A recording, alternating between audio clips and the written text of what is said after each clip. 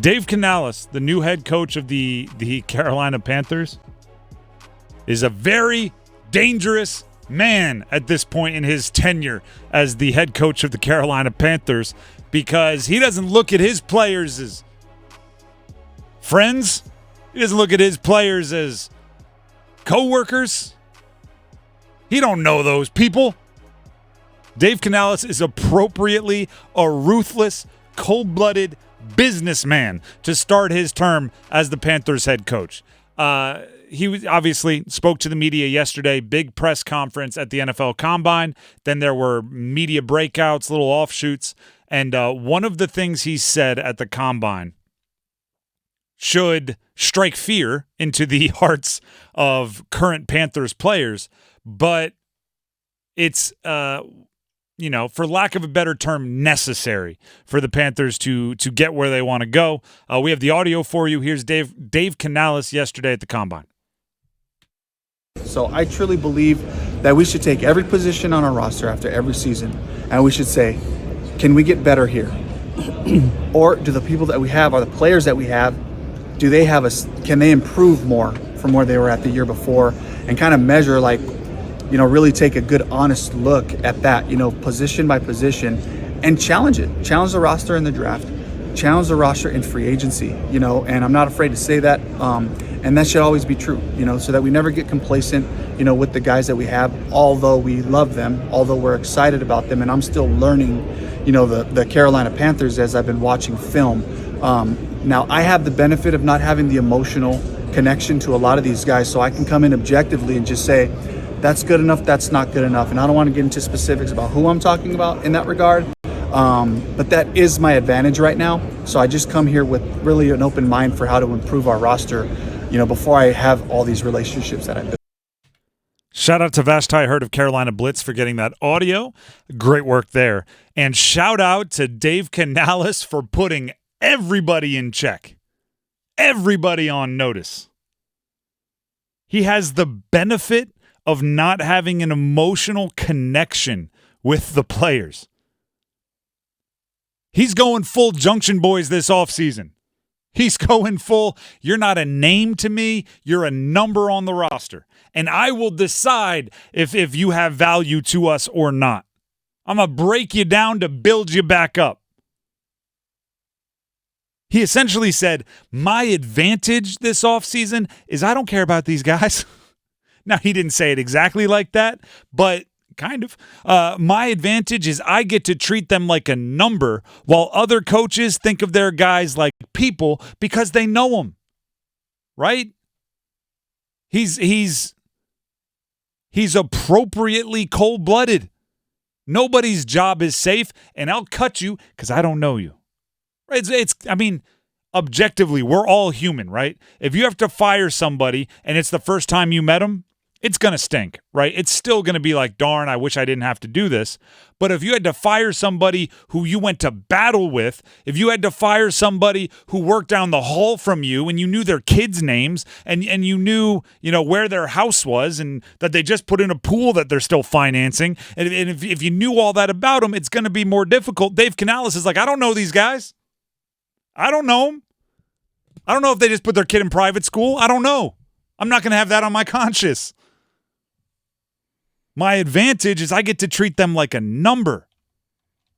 This is the lesson from one of my favorite movies, Moneyball, right?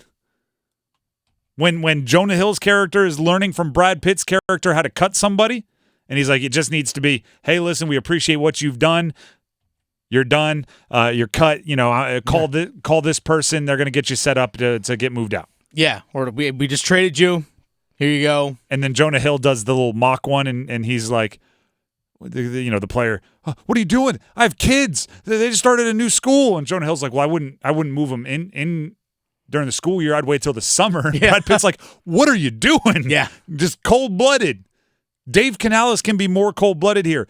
And by the way, the roster that the Panthers assembled after their production last year doesn't deserve anything more than that. You were the worst team in the NFL last year. Should any of your jobs be precious? No. You were the worst team in the NFL, and it wasn't particularly close when you look at production. So guess what? Yeah, I'm going to treat you like an asset for a second here. If you're not going to help us, we're going to do a quick evaluation, see if we can get anything for you on the open market. And if not, thank you. We appreciate the work you put in or didn't put in. We don't know you that well. Don't let the door hit you on the way out. Now, I'm not saying they're going to be mean about it. They're not actually going to say, don't let the door hit you on the way out. But it is, like, hey, what you did last year doesn't get you any credit this year. We are evaluating starting now, and I don't know you. Right? There's when a new college coach takes over, the seniors are still kind of sitting there like, we built this program on our backs, and the new coach is like, you didn't build anything that I saw. Yeah. You want to be the team leader, you got to start leading from right now. And that's what Canales is doing coming in. I will say, as someone who's been a head coach at 2 different locations, college lacrosse coach, I've had those conversations, right, where I come in and you know what? And I've said this before, it's like, look, I'll watch the tape on all your games, yep. and I can sit there and evaluate and see what you did well and what I think you're capable of doing. But I'm sorry, like, if you think you're just coming in just because you did something in the past, I mean, he said, you'll learn this about me in year 2, 3, 4. I don't care what you've done in the past. It's a new season. I'm starting new. As simple as that. Like, I'm starting new. Like, and I could sit there, and I've had those conversations with every single player that I've coached when I come in as a new program. And it's like, you know what? I see you do this. This is where I think you did well. This is where I think you didn't do well. This is where I think you need to improve. Here's what I think you're capable of doing. Let's figure out a way to get there. And I come in, it's like, I'm objective. It's simple as that. Like, I'll figure out your work ethic real fast. Yeah, exactly. There's no like, oh, coach doesn't like me. Coach doesn't know you. I'm like, yeah, simple as that. I don't know you. I'm trying to figure you out. Once a coach is there for a while, fun fact, coaches do have favorites, right? The guy that works hard, the guy that shows up on time, or the person who, I don't know, their backgrounds mesh. It's like any other human on the planet. Certain people you vibe with more than others. And you hope that doesn't affect any of their decision-making on who's best for the team, who's best for the roster. But they have favorites. The new coach that just showed up and hasn't spoken to you, doesn't know you, all he knows is what you've done on the field because he watched the film. He doesn't have favorites. He just has players he thinks were good on film, and he has players he thinks were bad on film. And do you know what was my first favorite part was he has the benefit of not having emotional connections, because that is just such a baller, like gangster phrase, right? I have the benefit of not having any emotional connection. My second favorite part is when he jumped ahead of it and said, and I'm not going to discuss which guys I'm talking about right now. Do you know why? Because that meant he was talking about guys, right? In his head, he knew which players he's already watched film on and been like, you can't help us. He's already making kind of decisions about how these guys have played. He hasn't met them. They haven't been there for a mini camp. They haven't been there for a workout. They haven't been there for a team meeting. He's just watching them play football and evaluating them on that. That is a benefit for a new coach. New coaches don't have many benefits, right?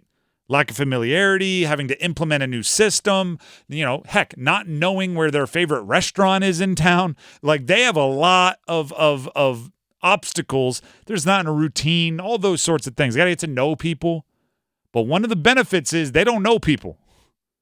If you're not carrying your weight, they're not going to feel as bad asking you to leave.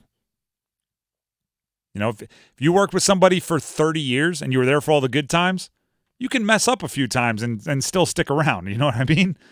If you work for somebody for 30 days and you mess up a couple times, hey man, I was hoping to have a longer run, but sorry, see ya.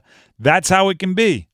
What an appropriately ruthless thing for Dave Canales to say. And I hope Dan Morgan has his back, right? I hope. Oh yeah. I hope Dave Canales walks in and goes, listen, man, I know he was a second-round pick 2 years ago, right? And I don't know who they're saying.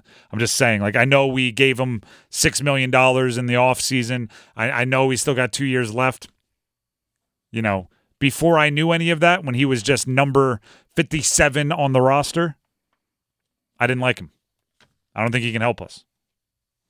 Get him out of here.